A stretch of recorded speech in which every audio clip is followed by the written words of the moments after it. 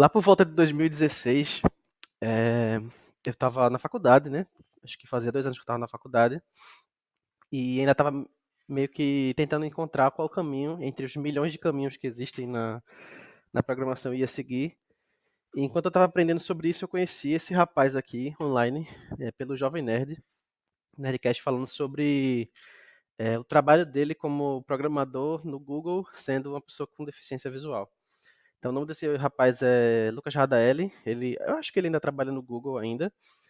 E ele estava falando sobre a importância de se criar softwares e programas que estejam acessíveis para as pessoas. Ele dá um exemplo da vida pessoal dele, que é o uso de maquininhas virtuais de pagamento. Na época, lá em 2016, a gente ainda não tinha pagamento por aproximação. Então, era bem comum a gente ainda ter que digitar a senha, aquela coisa bem arcaica, né, que existia antigamente, digitar a senha. E ele fala que para ele era muito difícil ter uma confiabilidade nessas maquininhas que a gente vê aqui na direita, porque ele não sabia se o valor que ele estava pagando e se a senha que ele estava digitando estava correta, ele precisava da ajuda de alguém. E ele já era uma pessoa que vivia sozinho, só ele e o cachorro dele, então ele precisava fazer as coisas se virar no dia a dia sozinho, sem precisar da ajuda de ninguém, de nenhum familiar. Então ele preferia, por uma questão eh, de acessibilidade mesmo, ter maquininhas como tem na esquerda, que tem um botão que ele consegue sentir exatamente, e ele consegue saber pelo menos a senha que ele vai digitar e o valor, ele vai ter que confiar um pouco no que a pessoa está dizendo, né? Mas foi aí que a acessibilidade entrou na minha vida. Esse assunto que ele é muito importante e que talvez a gente, como desenvolvedor, em alguns casos, a gente não dá tanta importância para a maneira certa de fazer aplicações e principalmente acessibilidade na web, né? Então, para a gente ter uma noção de alguns dados, hoje a gente tem aproximadamente 2 bilhões de pessoas que têm algum tipo de incapacidade, seja ela motora, seja ela cognitiva. Dessas 2 bilhões de pessoas no mundo que têm esse tipo de incapacidade, 20% têm dificuldades muito grandes de funcionais, que podem ser realmente uma cegueira completa, pode ser uma falta de um membro. Então, essas pessoas elas precisam de uma atenção maior. E um estudo feito nos Estados Unidos diz que 59,6% dessa população que tem algum tipo de capacidade tem também acesso à internet. Ou seja, são pessoas que são potenciais usuários das nossas aplicações. Elas também são pessoas que vão usar nossos softwares e aplicações na web. Então, para a gente entender um pouco sobre os tipos, porque isso é uma coisa boa de a gente perceber, é que acessibilidade é um assunto muito abrangente, extremamente abrangente. A gente pode estar falando sobre pessoas que têm algum tipo de problema mecânico, como não ter algum membro no corpo, e aí ela não vai conseguir usar um teclado, um mouse ou um hardware específico, se for necessário para a sua aplicação. Tem pessoas que têm problemas cognitivos, seja por conta da idade, seja por conta de serem neurodivergentes, e a parte cognitiva é extremamente grande. Pessoas que têm, por exemplo, transtorno de espectro autista, e aí entra muita gente, pessoas com TDAH, todo esse tipo de pessoas, elas se enquadram nesse quadro cognitivo aqui. Também temos o visual, que é o que geralmente a gente pensa quando a gente pensa em acessibilidade, é pensar em acertar esse tipo de público, que são pessoas que têm deficiência visual, seja ela completa ou parcial, baixa visibilidade por conta de idade, ou seja, colorblind, ou seja, não conseguem enxergar cores, como tem aí nos exemplos da imagem, ou que tem problemas auditivos, são as pessoas surdo-mudo ou até pessoas idosas ou com algum tipo de problema auditivo. E pensando sobre isso, a gente sabe que é importante a gente abranger esse tipo de pessoas, mas quais são os benefícios que eu posso ter no meu projeto quando eu penso em acessibilidade? A primeira coisa é quando a gente está falando de acessibilidade, como qualquer outro bug que a gente tem, que a gente encontra, um problema de acessibilidade ele se torna mais caro de se resolver o quanto mais longe a gente encontrar ele. Existem casos que eu já tive de problemas que a gente teve que a gente só viu depois, porque um usuário específico do sistema precisava ser, e era um usuário muito importante, porque era uma idosa que conhecia muito do sistema e ela não estava conseguindo acessar certas coisas. Então teve que ter todo um projeto para conseguir ajudar esse tipo de problema que ela tinha. E a gente podia ter se resolvido isso antes, quando a gente estava até desenvolvendo o começo do projeto. E outra coisa que a gente precisa ter em mente é justamente isso, que apesar da gente estar falando sobre acessibilidade e boas práticas, elas estão intimamente ligadas. Quando a gente está escrevendo uma boa semântica de HTML, e também não só HTML, mas também a gente está escrevendo um bom código JavaScript, a gente também está escrevendo um bom código para acessibilidade. E quando a gente se preocupa mais com isso, o nosso código nosso projeto ele pode ter mais benefícios, até com performance, SEO e muitas outras coisas. Ou seja, acessibilidade, essa siglazinha, né, A11Y, ela está intimamente ligada ao bom código, escrever código bom. Então, beleza. Se eu convenci vocês de que a gente realmente precisa desse tipo de coisa, a gente precisa saber quais são as práticas e o que atacar. Que tipo de coisa a gente pode fazer em nossos projetos para que eles possam ser acessíveis? Que tipo de boas práticas? Então, como tudo na web, então, acho que é um dos maiores problemas de se desenvolver para a web é que a gente precisa abranger uma quantidade enorme de browsers.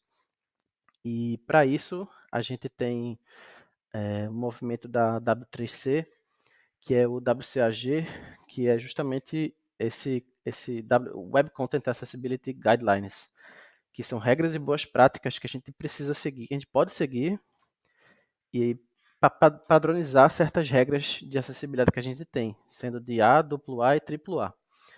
O A são recomendações leves que a gente pode seguir e o AAA são coisas que a gente fortemente recomenda que a gente desenvolva nossas aplicações.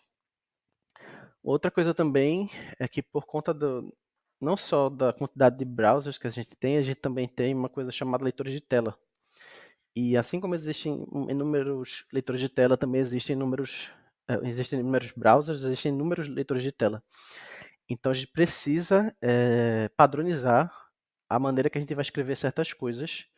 E uma dessas coisas são os Accessible Rich Internet Applications, que é uma especificação para a gente definir papéis de leitura para esses de estados e propriedades para esses leitores de tela também. E isso ajuda muito também para manter uma interoperabilidade de conteúdo nos aplicativos web. Os leitores de tela eles podem ser nativos, como o narrator do Windows, como você pode também comprar licenças como o JAWS. E aí também existem vários outros que a gente pode usar para poder usar nas nossas aplicações até para fazer testes físicos com eles, né? Testes manuais. E aquela especificação da WCAG, ela é enorme, ela tem muita coisa. Se eu fosse falar de cada ponto que tem aqui, cada boa técnica, cada boa prática, eu ia passar basicamente os e-talks inteiro falando. Mas eu peguei essa pesquisa da própria WCAG, que fala dos erros mais comuns que a gente acaba esquecendo de colocar. E isso foi uma pesquisa feita nos Estados Unidos. E um dos maiores problemas que eles viram lá nos sites pesquisados foram a falta de contraste, falta de texto alternativo, links vazios, botões vazios, falta de doclang e faltam labels nos forms. O contraste, basicamente, é um problema que é muito voltado para o design, mas ele também acaba pegando um pouco na nossa parte de código, porque isso é uma das coisas que eu vou mostrar para frente que a gente pode testar via Cypress.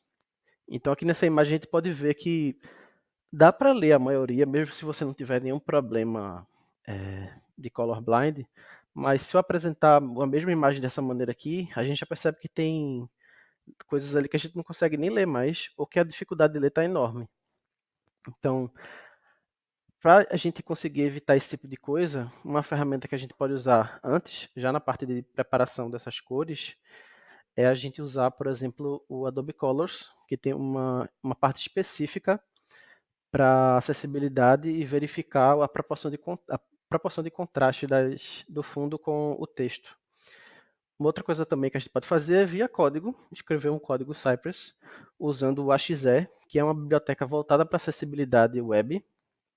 E a gente poderia aqui nesse exemplo, ele está pegando aqui o new to do aqui, que é esse campo, colocando valores nele e depois ele vai testar a lista aqui embaixo, ele vai fazer um check de acessibilidade e vai rodar apenas a categoria de cores.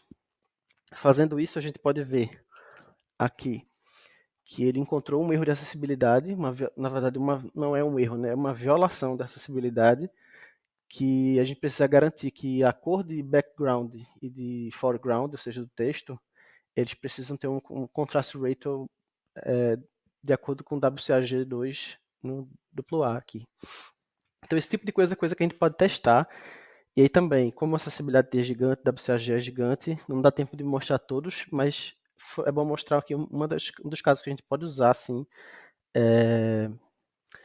fazer um teste disso. Uma outra coisa é que a gente tem, às vezes a gente pode ter uma preocupação de mostrar apenas cores como significado. Nesse canto aqui na esquerda, a gente pode ver que ele está dizendo que campos em vermelho eles significam um erro, né? Ou são required. Mas para uma pessoa que não enxerga, ela não vai enxergar isso vermelho, ela vai enxergar isso cinza. E o certo é a gente ter uma marcação com cor e algum outro ícone, alguma coisa. Que a gente geralmente tem um asterisco, outras coisas, ícones e tal. A mesma coisa aqui nesse formulário embaixo, que a gente tem esses triângulos, mas uma pessoa que não enxerga cores, ela precisaria da guia com os números aqui. Uma outra coisa que diz lá na, no, na, no teste, na verdade, pela pesquisa, é sobre a falta do Lang aqui. A gente tem como padrão usar, ou às vezes a gente acaba esquecendo de colocar nas nossas aplicações, esse Lang para especificar em que linguagem é feita o site. Linguagem, no caso, falada, né, escrita. Não linguagem de programação, claro. Mas podem ter casos que nossa aplicação tem mais de um idioma. Então, para o leitor de tela é importante, é interessante a gente especificar que aquilo ali, se ele foge do padrão geral, por exemplo, se toda a aplicação está escrita em inglês, mas tem uma partezinha em português, é bom especificar que ele está sendo escrito em português. Isso para o leitor de tela ler direitinho, sem nenhum sotaque estranho. Outra coisa muito comum também são em formulários a gente esquecer do campo de for ou não dar importância para esse tipo de coisa. Geralmente para a gente que enxerga, né, que a gente usuário normal, que a gente não está usando um leitor de tela, a gente pensa muito que o for é para quando eu clicar na label, ele já dá foco automático para o input. A mesma coisa aqui embaixo no checkbox. Mas ele também serve, os campos for associados ao ID do input, ele também serve para que o leitor de tela possa saber que aquele input ele tenha um texto direitinho. Ele sabe o que é que ele está preenchendo naquele momento. E o leitor de tela ele vai ler exatamente esse campo primeiro e depois ele vai dar foco no input, sem a pessoa precisar dar o foco em cada um dos dois. Uma outra coisa também é que a gente pode ter casos em que o input ele não tem uma label visual. Como tem esse campo de pesquisa, a pessoa que está lendo sabe que o botão é de pesquisa, mas até ele passar o foco para lá, ele não vai saber que é para ele pesquisar, ele vai ficar vendo um input vazio. Então, uma coisa que a gente pode fazer, tem várias abordagens para isso. Uma delas é colocar um title, especificando no input. Outra coisa que a gente pode fazer é ter uma label com um for também, igual o outro, só que com a classe CSS hidden. E a outra coisa que a gente pode fazer também é usar aquela especificação area com uma tagzinha label, especificando que ele é um search. E aí aqui também, todos os três casos, a gente vai estar abrangendo para os leitores de tela entenderem. Essa classe hidden, ela é uma classe somente visual. Ela esconde visualmente, porque se a gente der um display hidden um display none no CSS, como ele vai sair da árvore DOM, ele também sai da árvore de acessibilidade, que reflete bastante a árvore DOM. Então a gente precisa esconder apenas visualmente o campo aqui, usando algumas dessas técnicas aqui. Uma outra coisa que a gente pode ter também são campos que tem algum tipo de regra específica para pesquisa, por exemplo. Aqui ele pesquisa os dados apenas por ID, Customer ID ou Customer Name. Alguns leitores de tela não leem muito bem o placeholder. Então a gente pode ter esse area described by, com esse ID search help, que ele vai estar referenciando aqui essa div, que vai estar dando a mesma informação que o placeholder daria. Uma outra coisa que a gente pode ter, que é muito comum, é o uso de textos alternativos para imagens. Geralmente, a gente pensa que o texto alternativo ele é para apenas mostrar um nomezinho para quando a imagem não carregar.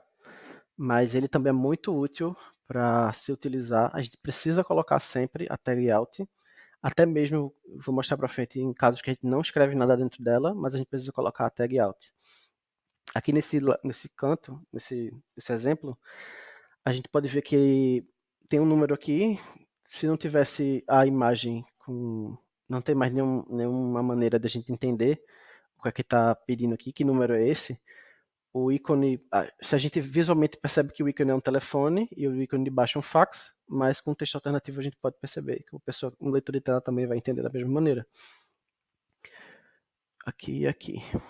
Uma outra coisa, quando a gente tem imagens descritivas que tem algum tipo de instrução, alguma coisa, e a gente não tem nenhum texto auxiliar para ele, a gente também coloca no texto alternativo, na propriedade alt, a gente escreve exatamente o que é que a imagem está fazendo, o que é que a imagem está ensinando, porque a pessoa não consegue ver. Mas aí vão ter casos em que a gente tem um texto auxiliar, que vai dizer exatamente o que a imagem tem, descrevendo muito bem a imagem, e a gente pode pensar, eu vou colocar aqui um texto alternativo com o mesmo texto que está aqui no Strong. Mas a gente pode ver que, para a pessoa que vai estar lendo aquilo, ela vai ler aquela informação duas vezes. Uma quando estiver vendo o alt e outra quando ela for ver o texto. Então, uma abordagem que a gente tem, uma prática muito comum, é a gente deixar as tags altas vazias ou sem nada mesmo, só o alt escrito sem o igual e as aspas. Porque quando a gente coloca dessa maneira, o leitor de tela ele ignora completamente aquela imagem e a pessoa vai estar tendo a informação da mesma maneira, sem repetição. Outra coisa também são ícones que têm ação, que eles têm algum tipo de ação. Por exemplo, o ícone de imprimir. A gente pode colocar que ele imprime essa página, ou a mesma coisa aqui para esse link. A gente pode até melhorar esse texto, dizendo que ele não, essa telinha aqui ela manda para para logo, né, para home. Um outro caso também que a gente tem são de imagens que são muito complexas, por exemplo, gráficos, são muito comuns no nosso dia a dia. E se for uma imagem, até mesmo se for algo gerado por HTML, mas de uma maneira mais complexa, é melhor que a gente especifique dessas maneiras aqui, de acordo com o WCAG. Uma delas é mandar a pessoa para uma outra página, especificar que ela vai ter lá uma tabelinha que especifica cada dado daquele. Porque no final das contas, quase todo chart pode ser passado para uma tabela. Ou você pode usar do HTML5, usar a tag figure, e aí usar um fig caption para ter exatamente aqueles dados que tem naquela outra página. E aí a pessoa vai conseguir ler cada uma coisa na tabela lá direitinho, bonitinho. Sobre semântica, a gente tem aqui essa parte aqui, como se fosse uma notícia, né, um artigo, ou uma chamada para um artigo, e a gente precisa sempre se atentar a escrever as tags HTML corretamente, porque isso ajuda muito na hora dos leitores entenderem, por exemplo, que isso é um artigo, ele vai lá ler e dizer que aquilo é um artigo, ele vai ler primeiro esse título aqui H2, e depois ele vai verificar o aside. No caso de listagens, ele vai listar, ele vai saber quantos itens falta para aquela pessoa ler. Então, se tem 5 itens, ele vai dizer item 1 de 5, item 2 de 5, e a pessoa não vai se perder na navegação da sua aplicação. E aí tem uma coisa que algumas pessoas Poxa, a gente quer usar sempre o máximo possível de semântica HTML correta, mas existem casos que a gente tem comportamentos que agem como certas tags, que são lá naquele exemplo do gráfico, no caso do gráfico do WCAG, são os botões e links vazios, que eles chamam, que são links que não são links e botões que não são botões de fato.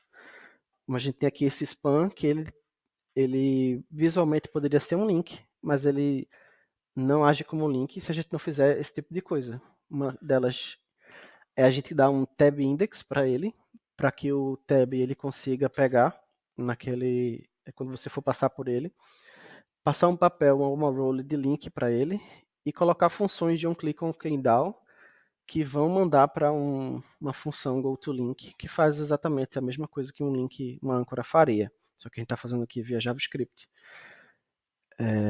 Uma outra coisa que a gente pode fazer são botões também. A gente tem esse botão de imprimir e esse botão de mutar. E esse botão de mutar ele é um toggle, ou seja, ele muda aqui o íconezinho, né? Ele fica com, pode ficar com um xizinho ou com essas ondinhas.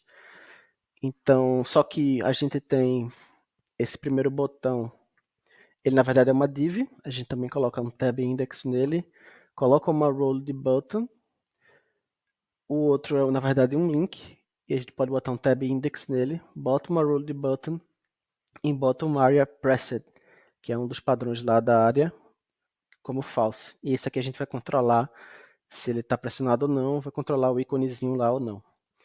Para o SVG dele, a gente pode ver aqui que ele está com hidden true, e, e é o engraçado aqui que é o hidden apenas para o área, ou seja, a pessoa vai ver, a pessoa que enxerga vê, mas o leitor de tela vai ignorar completamente, e ele não vai ter como ganhar foco. E aí, tendo em vista tudo isso, eu queria mostrar para vocês um exemplo de um leitor de tela funcionando, para vocês verem como é. E esse exemplo é um botão que abre uma modalzinha. Eu vou pausando aqui aos pouquinhos para vocês verem. E eu vou fazendo alguns comentários enquanto estou mostrando, beleza?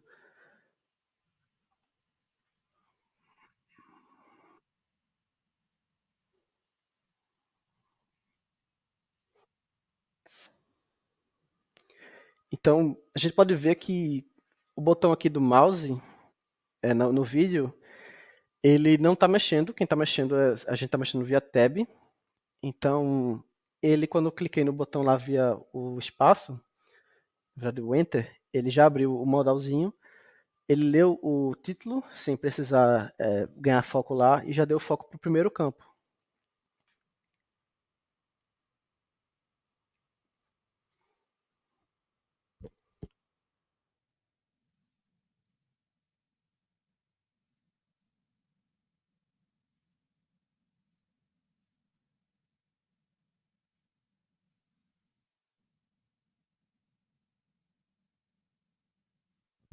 Aqui a gente tem um exemplo daquilo que eu falei, que é o Area Described By. Esses Special Instructions, a pessoa pode ficar em dúvida, tanto a pessoa que está lendo aqui, ele não sabe quais são as instruções especiais, mas ele pode só descer um pouco o olho e vai ver aqui que tem as regras do que ele precisa preencher aqui. Para o leitor de tela, quando você tem um Described By aqui no input, linkado com esse canto, essa div aqui, aí ele vai conseguir pegar o foco e ler direitinho o que, é que a pessoa precisa preencher.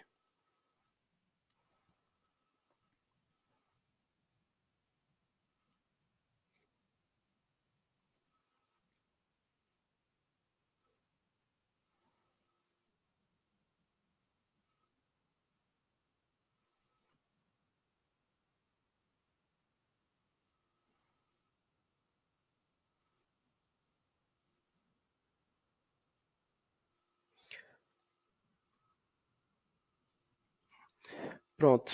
Então, ele deu lá, ele adicionou o valor e ele já leu automaticamente esse campo daqui novo, dizendo que deu tudo certo, que ele pode abrir um Your Profile para ver como é que ficou o seu perfil lá. E tudo isso é meio que você consegue navegar completamente direitinho usando os atalhos de leitores de tela, e aí cada leitor de tela vai ter seu atalho. Geralmente a gente também usa muito tab, mas não se resume a tab. E esse é o exemplo. E agora de ferramentas que a gente pode ter para usar, para a gente começar a usar nas nossas aplicações quando a gente quer falar de acessibilidade. Uma delas que a gente pode usar para testar rapidamente é usar o Lighthouse Accessibility, a parte de acessibilidade. Também tem parte de performance e tal. SEO eu acho que também tem.